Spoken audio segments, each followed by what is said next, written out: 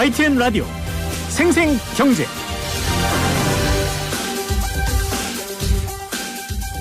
안녕하십니까, 전진영입니다. 문재인 대통령이 오늘 4대 그룹 대표를 청와대로 초청해 오찬을 함께했습니다. 문 대통령이 4대 그룹 총수와 별도의 오찬을 가진 건 취임 후 처음이었는데요. 문 대통령은 먼저 한미 정상회담 때 4대 그룹이 함께해준 덕분에 성과가 참 좋았다는 감사의 인사를 건넨 뒤 양국의 경제 협력에 대기업들이 더 적극적으로 나서달라고 당부하기도 했죠. 잠시 뒤 생생 이슈 인터뷰 코너에서 자세한 내용 알아보겠습니다. 2부에는 수요일의 코너 주식연구소 마련돼 있죠. 오늘은 주식 투자 시 알아둬야 할 리스크의 모든 것에 대해서 공부해보는 시간 준비했습니다. 기대해 주시고요. 자, 6월 2일 수요일 YTN 라디오 생생경제 지금 시작합니다.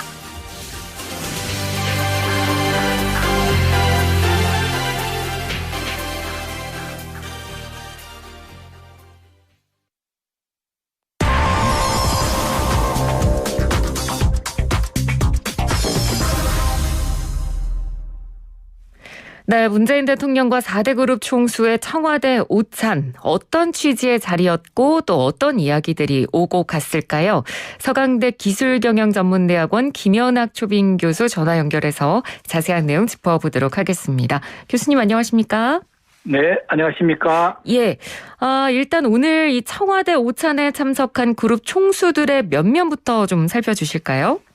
네, 오늘 오찬에는 해태원 SK그룹 회장, 정의선 현대자동차 그룹 회장, 구광모 LG그룹 회장, 그리고 이제 삼성그룹에서는 이재용 부회장을 대신해서 삼성전자의 김기남 부회장이 참석한 걸로 그렇게 보도가 되고 있습니다. 네. 우리나라 4대 그룹의 총수와 그 대리인들이 모두 참석했다고 볼 수 있겠네요. 네. 네, 그렇습니다.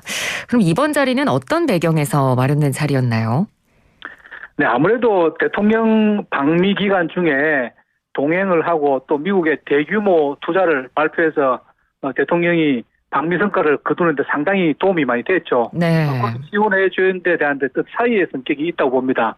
이미 보도됐지만 우리나라 4대 그룹이 미국에 약 400억 달러를 투자를 약속했습니다. 삼성전자는 파운드리 한 170억 달러, 그리고 전기차 LG하고 SK가 미국 합작 회사 만들면서 한 140억 달러, SK는 이제 실리콘밸리에 또 배터리 공장 더해서 또 R&D 센터, 반도체 R&D 센터 한 10억 달러 투자를 약속했고요. 네. 현대차는 전기차 생산이라든지 충전 인프라 확충 등에 74억 달러, 이렇게 해서 토탈 한 400억 불 정도 투자를 약속했기 때문에 대통령이 좋은 성과를 거두는데 상당히 도움이 됐다고 보고요. 네. 또 아무래도 경제사절단 공식 수행원이 아니었기 때문에 미국에서 물론 만나긴 하셨겠지만 따로 조용히 대화할 시간이 없었습니다.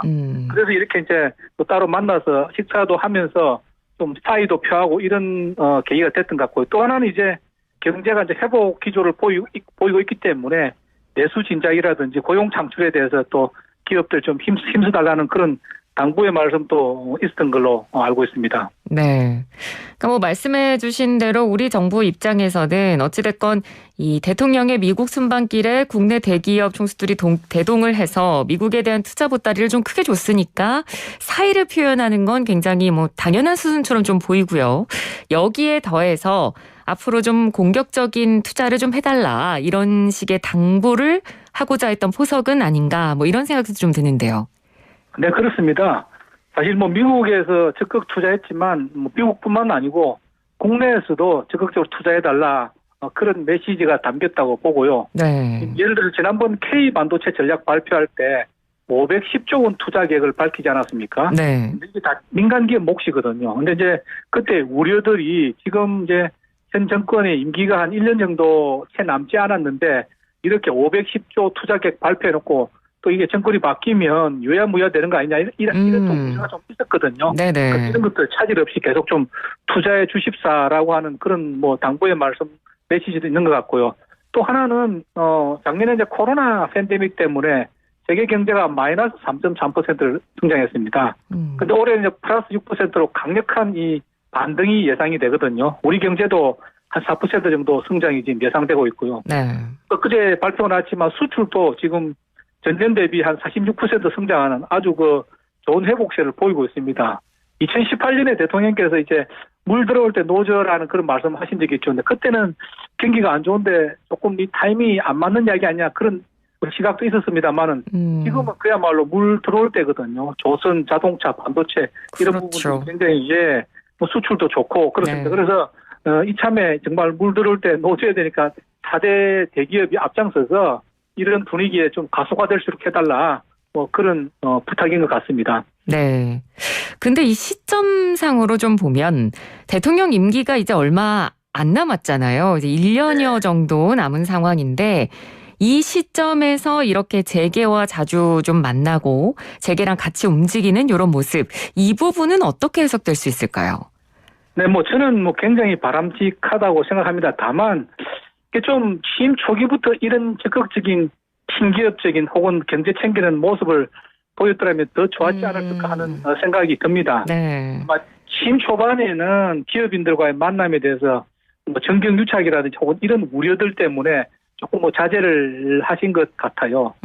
사실은 취임 초반부터 기업인들을 좀 더 자주 만나서 의견을 청취하고 그런 의견들을 경제정책에 좀 더 적극적으로 반영했더라면 조금은 그 경제가 지금보다는 좀 낫지 않았겠는가. 왜냐하면 뭐 지금 여러 가지 뭐 잘한 부분도 있지만 최저임금의 급격한 상승이라든지 주 52시간 근무제 도입 이런 것들은 취지는 좋지만 너무 그 급속하게 추진돼서 좀 부작용도 만만치가 않았습니다. 네. 취임 초기부터 기업들의 의견을 적극 청취하고 속도 조절을 좀 하는 그런 기회를 많이 가졌더라면 이런 일들이 조금 더 매끄럽게 진행될 수 있지 않을까 하는 조금 아쉬움은 있습니다. 네. 사실 또 뭐 진보 정권이라고 해서 대기업을 멀리해야 되는 것은 아닙니다. 그렇죠. 때문에 미국의 바이든 대통령만 하더라도 민주당이 진보 정권이지 않습니까? 그런데 뭐 국내 기업뿐만 아니라 해외 기업도 불러서 적극적 투자도 당부하고 그런 모습을 보이고 있거든요.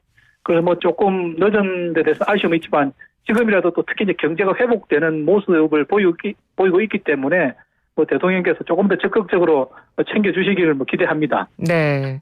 그러니까 최근에 이런 재계와의 자주 스킨십은 굉장히 긍정적으로 평가하고 계시고 이제 상대적으로 그래서 취임 초반에도 조금 이런 모습이 더 있었더라면 좋았겠다. 그런 아쉬움도 이야기를 해주셨는데 사실 근데 오늘 이 오찬에 참석한 그룹 총수들 이야기가 나올 때 뭐 언론 보도도 그렇고 사람들의 관심을 가장 많이 모은 부분은 그거였습니다. 이재용 부회장 사면 얘기가 나올까? 이 부분이 최대 관심사였거든요. 어땠습니까? 네, 최대 관심사인데 일단 보도된 걸로 보면 뭐 언급했다고 하는 그 명시적인 확인은 없죠, 그죠? 네. 그래서 아마 일단 이 부분은 사실은 어떻게 보면 예민한 문제이지 않겠습니까?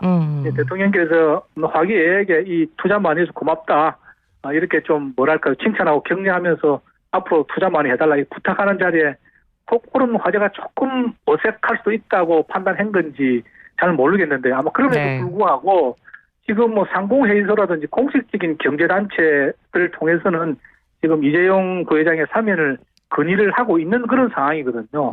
그래서 아마 뭐 재계의 분위기는 이재용 부회장의 사면을 건의하는 분위기인데 오늘 회의의 성격에 그렇게 명시적으로 발언을 하고 그런 것들이 보도자료로 나가는 데 대해서는 뭐 청와대나 재계 다 조금 부담을 느꼈을지도 모르겠습니다. 혹은 언급이 있었는지 모르겠지만 어쨌거나 현재까지 보도로 보면 그 구체적인 언급이 있었다는 이야기는 없기 때문에 그렇게 한번 판단을 해봅니다. 네. 그러니까 아무래도 이 회동 취지와는 좀 맞지 않지 않을까라는 생각 때문에 이런 언급이 공식적으로는 안 나온 것 같고요. 네네. 자, 이 부회장이 지난 1월에 박근혜 최순실 국정농단 사건 파기환송심에서 이제 징역 2년 6개월의 실형을 선고받고 지금 수감 중이고요. 내년 7월이면 이제 만기 출소입니다. 1년 5개월 정도 수감 생활을 했고. 그래서 내년 7월이면 만기 출소이기 때문에 지금 이 정부가 굳이 이 사면이라는 정치적 부담을 지면서까지 이재용 부회장 사면을 할까? 이런 의구심을 가지시는 분들도 계시거든요. 어떻게 보세요, 교수님께서는? 네, 사실 대통령의 사면권 자체가 초법적인 거죠. 네. 형이 확정된 죄수에게 이제 판결을 뒤집는 효력을 가지는 건데요. 근데 우리가 대통령의 사면권 자체를 인정 안 한다면 모를까? 일단 우리나라 법원의 대통령 사면권을 인정하고 있거든요. 그렇죠. 그러면 그 대통령 사면은 국익을 위해서 필요하다면 행사돼야 되는 거고요. 그런 취지에서 뭐 이재용 부회장의 사면도 저는 고려해 볼 수 있다고 합니다. 특히 지금 이제 우리가 지금 여러 번 이야기하고 있지만 글로벌 반도체 어떤 공급망 재평이라는 그 중요한 시점에서 참 중요한 의사결정을 해야 되는 기업인이 의사결정을 자유롭게 할 수 없는 것 처지라는 게 국가 경제에도 이제 도움이 안 된다고 볼 수가 있는 거고요. 네. 이제 대통령께서도 취임 4주년 기자 간담회에서 똑같은 질문을 받았을 때 여론을 감안해서 하겠다라고 말씀을 하셨죠.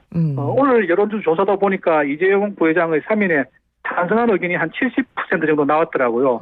최근에 뭐 두세 번의 그 여론조사를 보더라도 70% 내외로, 즉 이재용 부회장을 사면해서 경제에 기여하도록 하는 것이 맞겠다라고 하는 국민들 여론이 그렇지 않은 의견보다 상당히 높은 것 같습니다. 네. 그래서 뭐 대통령께서 많이 고심하고 계시겠지만 일단 검토는 뭐 굉장히 진지하게 하고 있는 걸로 그렇게 생각됩니다. 네.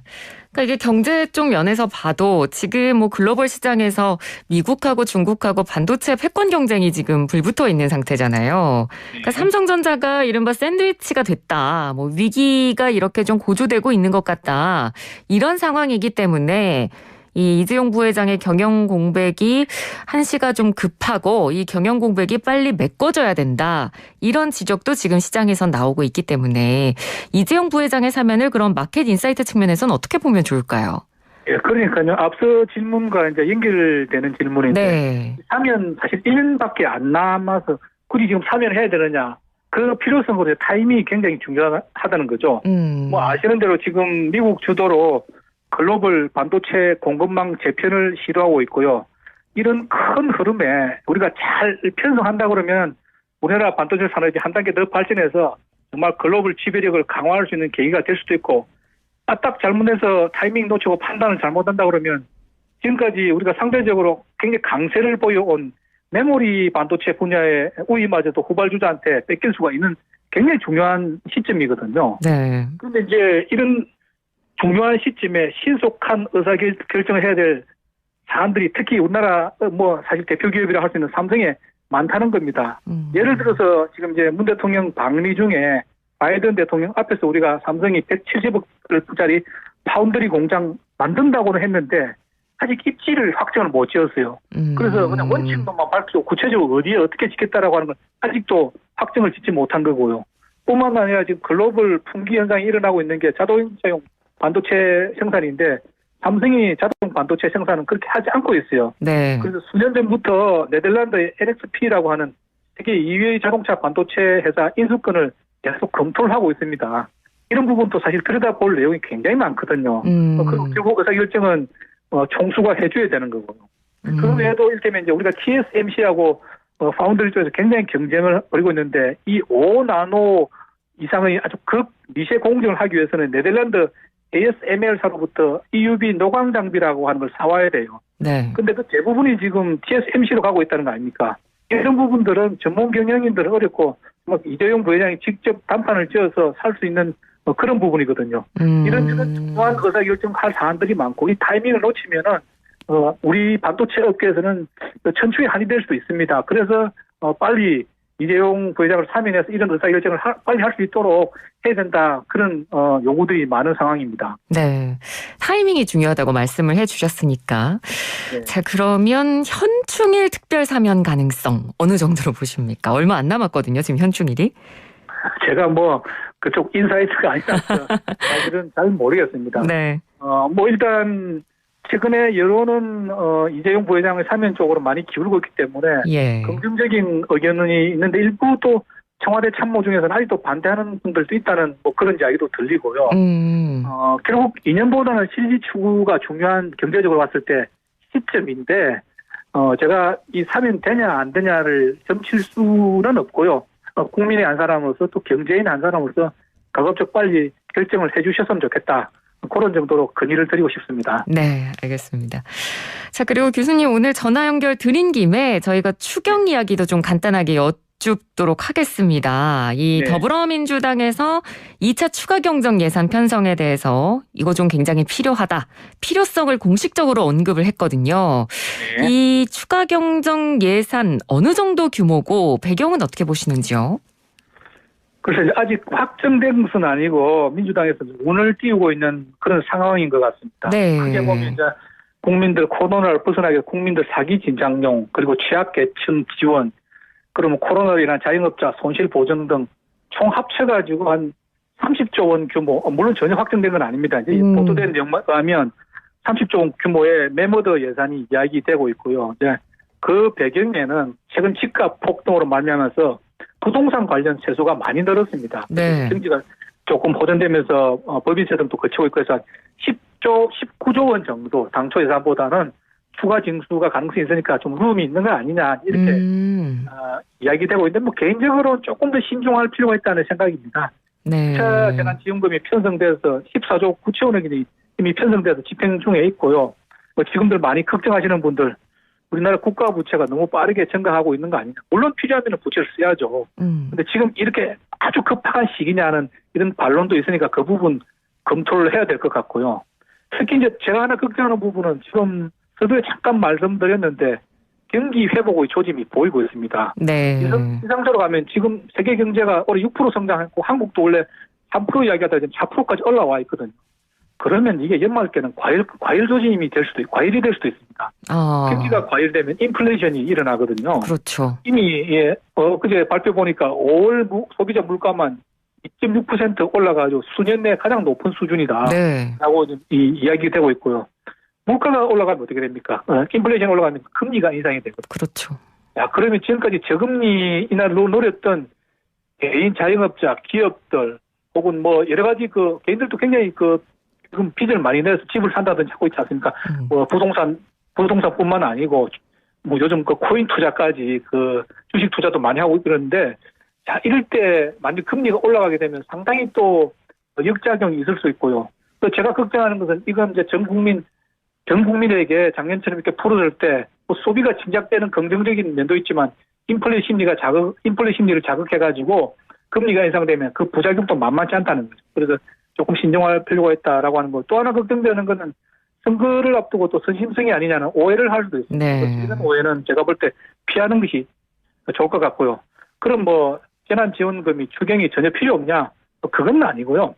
코로나가 지금 회복되는 추세를 봐가지고 저는 특히 필요하다고 생각되는 거는 행정명령으로 인해서 타이어에서 가게 문을 닫아야 했던 자영업자들 있지 않습니까? 네. 그런 손실에 대해서는 저는 정부가 당연히 보전을 해줘야 된다고 생각하고요. 물론 이제 얼마 정도 보전할 거냐 하는 것도 예산 사정을 따져봐야 되겠지만. 예. 그리고 가뜩이나 어려웠는데 코로나 말미암아 더 어려워진 취약계층 지원도 뭐 당연히 필요하다고 생각됩니다. 네. 다만 이제 전 국민에게 일률적으로 나누어서 이를테면 몇십만 원씩 줘가지고 일시적인 소비를 부추기는 그런 것들이 과연 필요할지 물론 이제 반대되는 의견 꼭 필요하다는 의견도 물론 많습니다만 저는 경제학적으로 봤을 때 그 부분은 조금 신중해야 되지 않느냐라고 하는 생각은 가지고 있습니다. 이재명 경기도지사는 이 부분에 대해서 이번 추경의 핵심은 당연히 지역화폐로 지급하는 제2차 전국민 재난지원금이어야 된다. 이렇게 이야기를 하기도 했거든요. 이 부분은 어떻게 보십니까? 예, 그러니까 이제 이렇게 단기적인 소비가 진작된다는 거죠. 이 지사 말씀은 한 3개월 정도짜리 지역 상품권을 줘가지고 그 기간 내 소진 안 하면 없어지게 네. 단기적인 소비를 촉진시켜야 된다고 하는 건데 저는 아까 말씀드린 조금 이제 약간 이견이 있는 것은 조금 같은 재원이라도 타격을 많이 받은 사람 위주로 해야 되는 것이고 일반적으로 급여를 정상적으로 받고 있고 제대로 돈을 벌고 있는 사람들까지 다 줘야 되냐 이건 이제 논란의 여지가 있습니다만은 그런 부분에서는 조금 더 한번 검토해볼 필요가 있지 않는가 하는 생각을 가지고 있습니다. 네, 그러니까 전 국민이라기보다는 조금 더 지금 상대적으로 피해를 많이 입은 분들에게 포커스를 맞춰서 지급되는 쪽이 더 긍정적일 것이다라고 얘기를 해주신 거고요. 자, 이 정부가 가장 최근에 했던 발언들을 좀 보면 지출 구조 조정을 통해서 재정 지출을 하겠다. 아직까지는 이런 입장인 것 같습니다. 그러니까 좀 쉽게 풀어서 얘기를 하자면 가계부를 다시 써가지고 거기서 줄인 돈으로 쓰고 불필요한 재정 지출을 최대한 줄이겠다. 이런 입장인 건데 이 정치권의 추경 편성 주장을 정부가 계속해서 외면을 할 수 있을까요? 어떻습니까? 글쎄요. 이게 지금 예산 당국으로서 지금 너무나 당연한 이야기를 하고 있거든요. 저도 기업에서 예산 책임자를 굉장히 오랫동안 했었는데 사실은 나라 빚이건 기업의 빚이건 혹은 가계의 빚은 성격이 다르지 않습니다. 언젠가는 갚아야 되거든요. 네. 여러분이 가정 살림하실 때 새로운 지출 항목이 생기면 뭐 빚부터 냅니까? 아니면 기존 지출 항목을 조정하십니까? 기존 걸 조정을 하죠, 보통. 하겠죠. 네. 그거 안 되면 이제 뭐 불체를 내는 거고요. 예. 그래서 정부는 이런 원론적인 이야기를 하고 있는 거고요. 그 특히 이제 지금 기재부 입장을 보면은 그동안에 그냥 큰 검토 없이 지출돼 와서 이를테면 민간 보조 사업과 공공기관 출연 사업에 대해서 전면적인 구조조정이 필요하다. 그래서 여기서 이 구조조정을 하면은 상당히 추경 재원 확보할 수 있다라고 하는 입장이고요. 그게 사실이라고 우선 당연히 1순위로 기존의 지출 우선순위를 점검하고 거기서 돌릴 수 있는 거 돌려야 됩니다. 네. 그래도 꼭 필요한 지출이 있고 기존의 지출의 구조조정으로 그 커버가 안 되는 부분이 있다면 추가 경정 예산을 해야 되겠죠. 그래서 그런 부분 정부 입장은 당연하다고 생각되고요. 다만 이제 경제인의 한 사람으로서 이제 이런 정치권의 압박을 과연 기재부가 견딜 수 있을지 저는 의문입니다. 이런 어떤 그 국민 재난 지원금 이런 것들을 보면 조금 파퓰리즘 성격이 있어가지고 우선 지출하자고 그러면 사실은 야당도 반대를 못하는 거죠. 야당을 반대하면 또 국민들의 임기를 잃을 수 있기 때문에 네. 한쪽에서 치고 나오면 반발을 못하는 그런 상황인데 개인적으로는 여당이건 야당이건 정말 신중하게 검토해서 좀 합리적인 판단을 내려주기를 기대하고 있습니다. 예, 알겠습니다. 오늘 말씀 잘 들었습니다. 고맙습니다. 네, 감사합니다. 네, 지금까지 서강대학교 기술경영전문대학원의 김현학 초빙 교수였습니다.